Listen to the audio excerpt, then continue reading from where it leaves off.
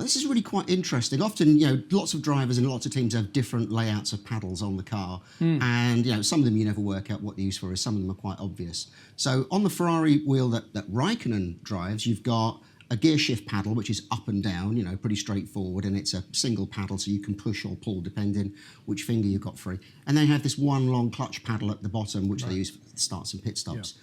So that's Raikkonen's steering wheel. Vettel has an extra paddle. It's along the sort of the top right of the steering wheel, can be operated by his finger there. Now, again, when I first noticed this, how do you put it away as just one of those little changes? But there's something unusual about this paddle. Most of these kind of high paddles are there for a particular function, like DRS or an overtake mode. So they're pretty much an on-off, a momentary switch and sensor in there. So it's either on or off, that's it.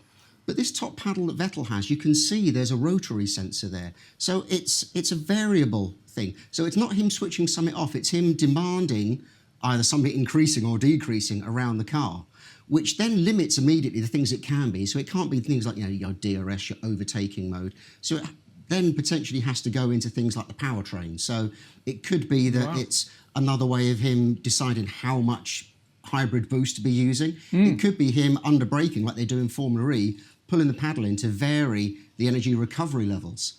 Then you can get to some rather vague conspiracy, almost legality type things. It could be something controlling the differential. It could be something controlling the brake-by-wire.